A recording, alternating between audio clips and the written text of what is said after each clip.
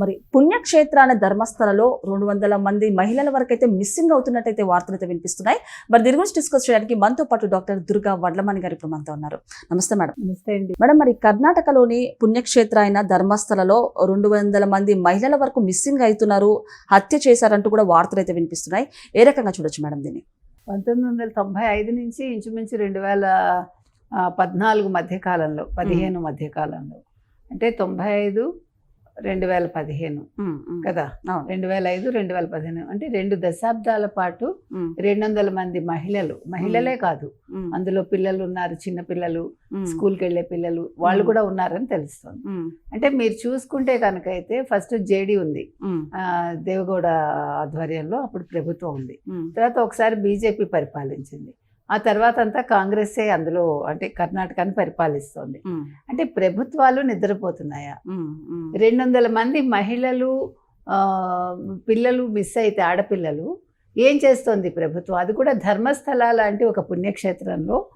ధర్మస్థలాకి ఎంతో మంది వెళ్తూ ఉంటారు. అయితే ఈ విషయం ఎందుకు వెలుగులోకి వచ్చింది? అక్కడ పనిచేసిన ఒక ఏమంటారు పారిశుద్ధ్య కార్మికుడు, అతను 2014లో భయపడి ఉద్యోగం వదిలి పారిపోయాడు. 2014 నుంచి 2025 వరకు అతను అజ్ఞాతంలో గడిపాడు. అయితే అతనికి మనసు మనస్కరించలేదు ఇది దాచిపెట్టడం. అతను కొంచెం వేదనకు గురయ్యి మానసికంగా అతను వచ్చి ఇప్పుడు కంప్లైంట్ ఇవ్వటం జరిగింది. జూలై 3 కంప్లైంట్ ఇస్తే జూలై 11 అతను విచారణకు హాజరయ్యి మంగళూరులో హాజరయ్యాడు. అంటే బెల్తంగుడి అనే ప్లేస్ లో అతను తన వాంగ్మూలాన్ని ఇచ్చాడు. ఏమని? ఏమంటారు, అతను పూడ్చిపెట్టిన ఒక శవాన్ని బయటకు తీసి, అస్థిపంజరాలే కదా ఉంటాయి, సో మొత్తం ఆ ఫోటోలు అవన్నీ కూడా ఎవిడెన్స్ గా ఇచ్చాడు. అతను ఏమంటున్నాడంటే అతను కొంతమంది పేర్లు చెప్పాడు, ఆ పేర్లు మనకి బయటికి రాలేదు, ఫలానా వాళ్ళు చేశారు అని అతను ఆరోపణలు అయితే చేశాడు. అయితే ఇక్కడ మీకు సందేహం ఏమొస్తుందంటే ఇంతమంది మిస్ అయితే ఆ పేరెంట్స్ ఎలా ఊరుకున్నారు? అయితే ఇప్పుడు ఈ విషయం బయటకు వచ్చాక 2003లో అనన్య భట్ అని ఒక అమ్మాయి తన స్నేహితులతో కలిసి ధర్మస్థలాకు వచ్చింది విహారంగా. వచ్చినప్పుడు ఆ అమ్మాయి మిస్ అయింది. మిస్ అయితే వాళ్ళ అమ్మగారు కంప్లైంట్ ఇస్తే అక్కడ లోకల్ వాళ్ళు కంప్లైంట్ తీసుకోలేదు, ఆవిడని బెదిరించి పంపించేశారు. సో ఆవిడ ఇప్పుడు మళ్ళీ ఆ కేసు రివైవ్ చేయమంటుంది. అయితే ఇక్కడ మనకి చాలా ప్రశ్నలు ఉదయిస్తాయండి. ఇప్పుడు అనన్య భట్ తోటి కొంతమంది స్నేహితులు వచ్చినప్పుడు ఆ స్నేహితులు ఏమయ్యారు? ఆ స్నేహితులు ఎందుకు ఈ అమ్మాయితో కూడా లేరా అంటే ఇవన్నీ కూడా బయటికి రావాలి కదా. ఇప్పుడు దాని మీద చర్చ కూడా జరగాలి. ఆ తర్వాత మీరు చూసుకుంటే కనుక అయితే ధర్మస్థలాకు సంబంధించి ఈ 200 మందిని అంటే తొందరగా అవి చీకిపోవటానికి శరీరాలు నది ఒడ్డున, నేత్రావతి నది ఒడ్డున పూడ్చిపెట్టాను, కొన్ని అక్కడక్కడ పూడ్చిపెట్టాను, అతను మొత్తం ఎవిడెన్స్లు అయితే ఇస్తున్నాడు. అయితే అతను ఎందుకు పారిపోయాడు? ఇప్పుడు నాకు తెలిసి ఒక స్కూల్ పిల్ల కూడా, స్కూల్ డ్రెస్ లో ఉండే ఒక అమ్మాయి కూడా చనిపోయింది.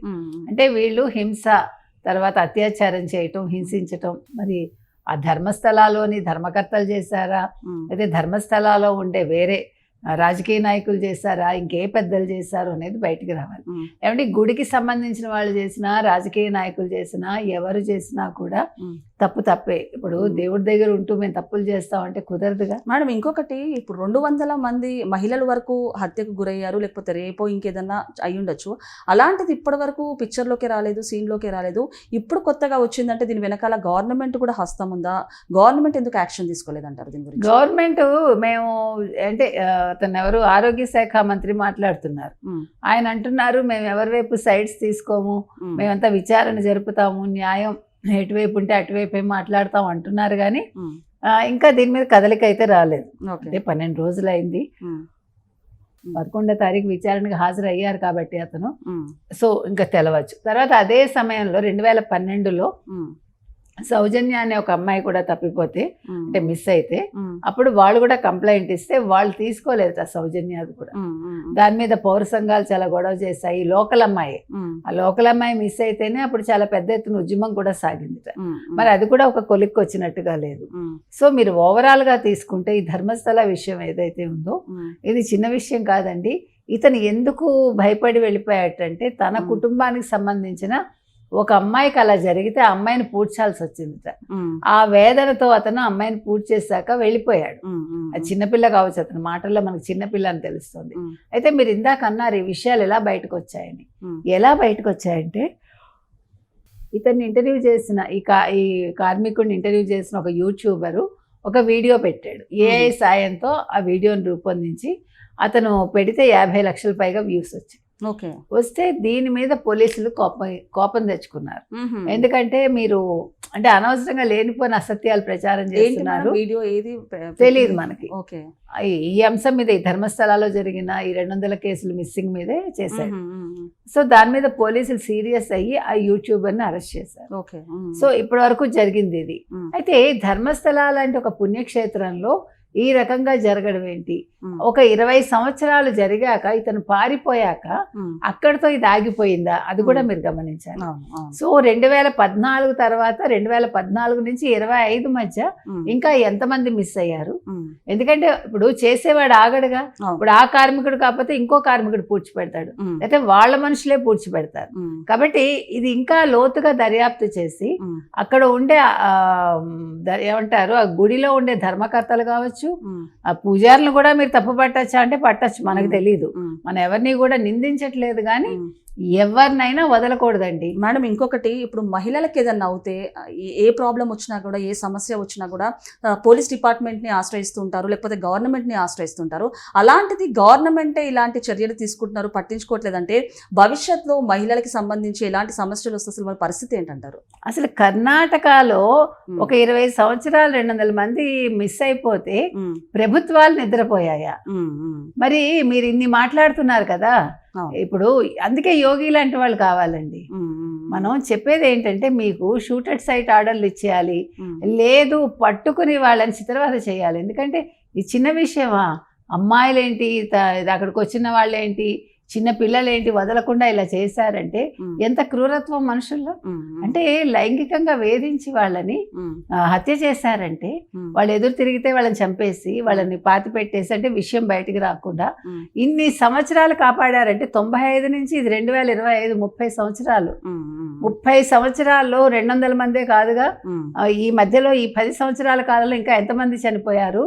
అసలు దీని వెనకాల ఎవరున్నారు? నిమ్మకు నీరెత్తినట్టు మాత్రం కాంగ్రెస్ ప్రభుత్వం ఉంటే కనుకైతే ఉపేక్షించకూడదండి. సిద్ధరామయ్యను వదిలిపెట్టకూడదు.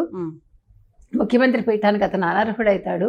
ముందు ఈ విషయం మీద లోతైన దర్యాప్తు అయితే చెయ్యాలి. చేశాక నిందితులు ఎంతటి వాళ్ళైనా వదిలిపెట్టకూడదు. దీని మీద మహిళా సంఘాలు ఏం చేస్తున్నాయండి? ఇప్పుడు మామూలు చిన్న గొడవ జరిగితే వచ్చేస్తాయి కదా, మహిళా సంఘాలు ఏం చేస్తున్నాయి? ప్రకాష్ రాజ్ ప్రశ్నించాలి ఇప్పుడు. మరి ఇంకొకటి మేడం, ఇప్పుడు కాంగ్రెస్ గవర్నమెంట్ లో చూసుకుంటే ఇలా చూస్తున్నాం, ఇప్పుడు జగన్ హయాంలో చూసుకుంటే డ్రగ్స్ కానివ్వండి, లేకపోతే మత్తు పదార్థాల దాంట్లో మహిళల్ని రేప్ చేస్తున్నారు, కిడ్నాప్ చేస్తున్నారు, మర్డర్ చేస్తున్నారు. ముందు గవర్నమెంటే ఈ డ్రగ్స్ కానివ్వండి, గంజాయిని కానివ్వండి పక్కన పెట్టాలి. ఎలాంటి చర్యలు తీసుకుంటే ఇవన్నీ పక్కకి జరుగుతాయి? అదేనండి, అందుకే ఇప్పుడు ఆ ప్రభుత్వం రాలేదు కదా. ఇప్పుడు జగన్మోహన్ రెడ్డి అవన్నీ చేశాడు కాబట్టి ఆ ప్రభుత్వం రాలేదు. ఉక్కుపాదంతో మేము గంజాయి డ్రగ్స్ని అరికడతామని నిన్న చంద్రబాబు నాయుడు గారు చెప్పడం జరిగింది కదా, లోకేష్ గారును. కాబట్టి అంటే ప్రభుత్వాలే ఇనిషియేటివ్ తీసుకోవాలి. ఇప్పుడు ప్రకాష్ రాజ్ లాంటి వాళ్ళు పనికిమాలిన విషయాలు ప్రశ్నించటం కాదు, సనాతన ధర్మం అంటే దాని మీద మాట్లాడటం కాదు, ముందు ఇది మాట్లాడమనండి. వాళ్ళ కర్ణాటకకు సంబంధించి 200 మంది మహిళలు అమ్మాయిలు మిస్ అయిపోతే, స్కూల్ పిల్లలు కూడా. మరి ప్రకాష్ రాజ్ కాంగ్రెస్ ప్రభుత్వాన్ని ప్రశ్నించమనండి ఇవాళ. అంటే తప్పు కోసం అంటలేదు, మీరు ప్రశ్నిస్తేనే కదా లోతైన దర్యాప్తు జరుగుతుంది.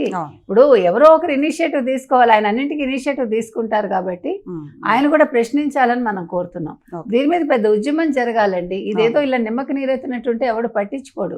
ఇప్పుడు కర్ణాటకనా, ఆంధ్రానా, లేకపోతే తెలంగాణనా, ఇంకో రాష్ట్రమా కాదు, మా రాష్ట్రం పరువు పోతుందని ఆలోచించకండి. ఇక్కడ అమ్మాయిల ప్రాణాలు పోయాయి, అది ముఖ్యం మనకి. Okay madam, thank you.